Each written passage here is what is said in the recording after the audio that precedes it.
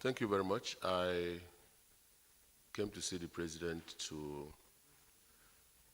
wish him well this Yuletide and thank him for some of the federal government projects in the southeast and in my state, and also seize the opportunity to brief him on progress on the Enyimba Economic City.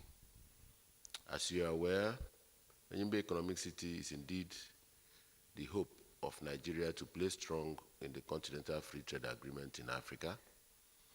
It is also the hope for Nigeria to provide 625,000 jobs for our teeming youths.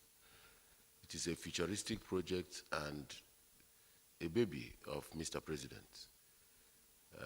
Therefore, I felt it was necessary for me to brief him and get his further blessing and advice on way forward for the project. Our desire is to ensure that sometime next year, very soon, we'll be able to invite Mr. President to come and do the groundbreaking for that transgenerational project as one of his legacies in government. Thank you.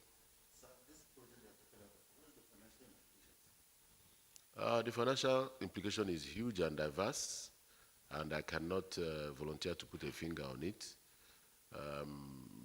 As you know, it is a project with private sector impetus and a collaboration between the federal government, the state government, and the private sector entity. It is a self-existing project, and the Enyimba Economic City is a city inside Abia State. It's capable of self-existing, and there's a law from the Abia State House of Assembly endorsed by my humble self, which gives it that quasi-independence and autonomy to operate. And there are interests within and outside Nigeria also on that project. I would want to say that the best thing for us to do is to wait at the dining table. We are in the kitchen now. The food will be ready very soon.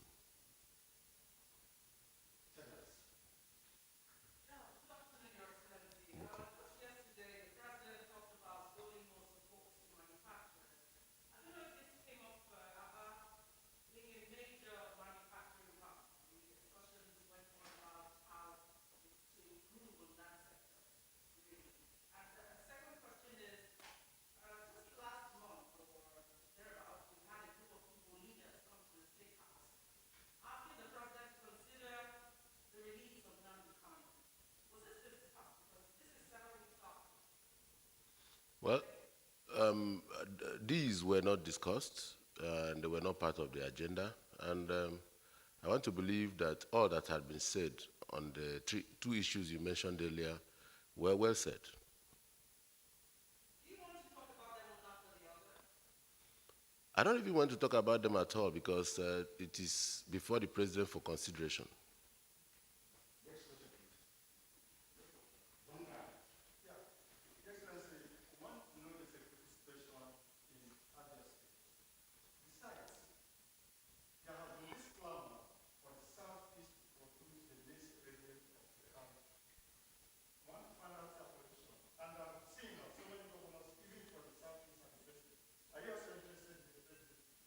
Let me start from the last question. I am not interested in the presidency. I am very busy as governor and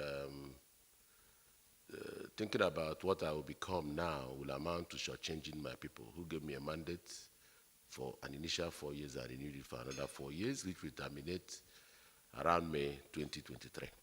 We are yet in 2021. It will be self-serving for me to begin to think about what I will become instead of concentrating on serving my people for the time they have elected me. Maybe after 2023, I will begin to think about what next I will do.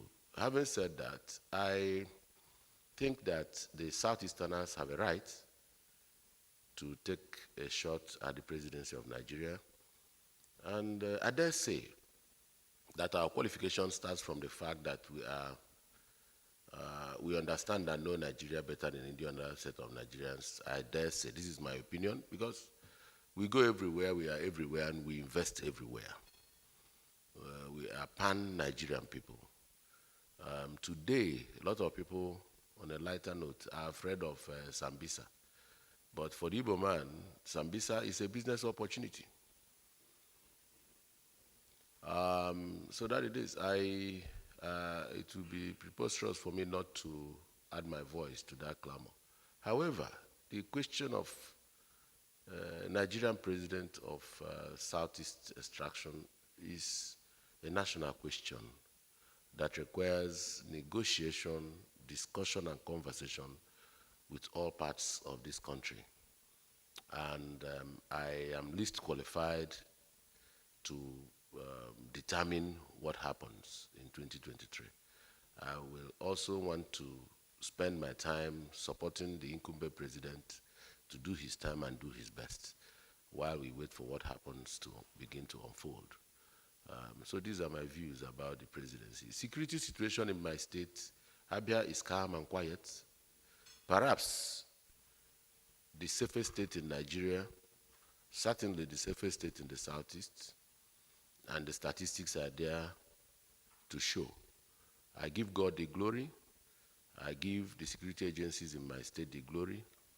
And we are determined to make sure that the remaining holidays run up to January 2022 will remain as quiet as it has been.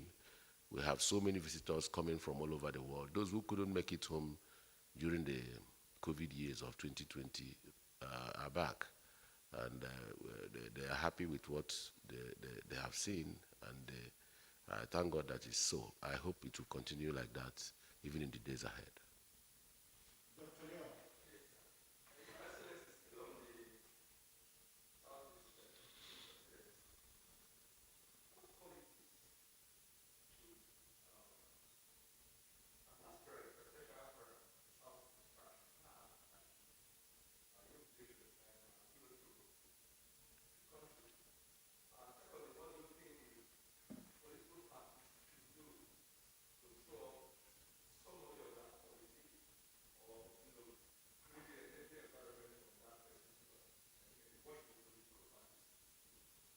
In the first place, anybody who wants to aspire to the high office of presidency, it doesn't matter where you come from, must have what I regard as pan-Nigerian mentality. You must be somebody who has an understanding of all the contending interests and influences in this country. You must understand that we are a country of diverse people with different persuasions, traditional, cultural, religious, and all of this must be put at a place where you can understand and respect them. That individual must also be somebody who is ready to accommodate the youths of this country.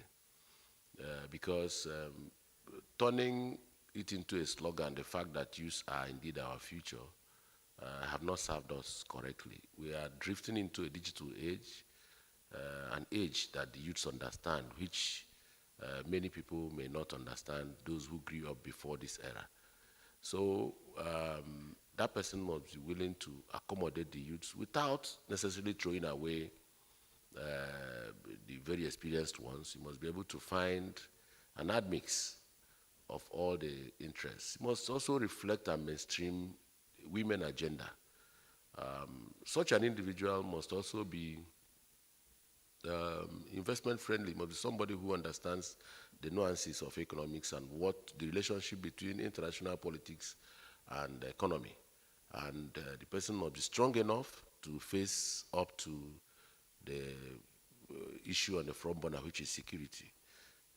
You must be able to create jobs. You must be able to not deploy the kinetic device all the time. You must be able to also listen and negotiate peace. I'm a Christian, and my religion believes that you seek peace and you find it. So that which you seek is not commonplace. So we must be able to dredge up courage to listen to one another and then find a middle course all the time. for the interest of our people. What the political parties need to do, well, the political parties need to be sensitive to the feelings of the various contending groups, because politics should not be a winner-take-all thing. It's not at all times that you want to use your might all the time. At times you listen, even to those whom you think are weak, or those who you think may not be able to find themselves at the center stage due to circumstances. Because if you don't do that, you bottle up sentiments that will implode the system going forward. So you must be able to create ventilations from here and there so that you can have accommodate diverse opinions and strategies to help you run the country. So all the political parties should be alive to these sentiments and feelings in taking decisions going forward. And we are at a critical point in our history. And anything that is self-serving, anything that is selfish, anything that leads to winner-take-all mentality should be jettisoned at this time. We need to rescue our nation. We need to work hard to put Nigeria on a strong footing before we can begin to look at other things. So if we have this at the back of our mind, my thinking is that we will arrive at the fact that there is a geopolitical zone that has been clamoring and yearning for an opportunity to lead. And we should be gracious and magnanimous enough to give consideration to such yearnings and aspirations. But I said earlier, it cannot be done in isolation. It's not a matter of right. It's not a matter of I have to. It is a matter of negotiation, conversation, and discussion going forward. And I think Nigerians are nice people all over, and we can find people who will listen. Last two questions, one from NTA and one from Sheffield.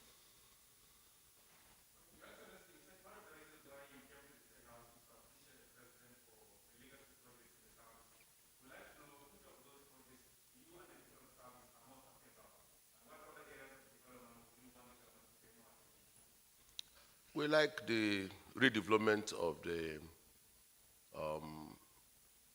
airport at Enugu and the prospects of that airport becoming truly an international airport, because international flights are yet to begin to take off and land there. And we think that there must be a purpose for which the president allowed that redevelopment and investment in that airport, which, to my mind, is to create a gateway to the outside world from Enugu. That is one. Two, everybody knows about the second Niger bridge. That has never been done before, and we think that we need to encourage the president to complete that project quickly within his time and hand it over to our people. If you experience the logjam at the Onitsha Head Bridge and how it impacts negatively on the economy of Anambra and Delta and the entire Southeast, then you'll be able to project into what it will tell, assuming we have that airport, that bridge in place. And so these are some of the projects that we think are dear to our people. Thank you so much. Welcome.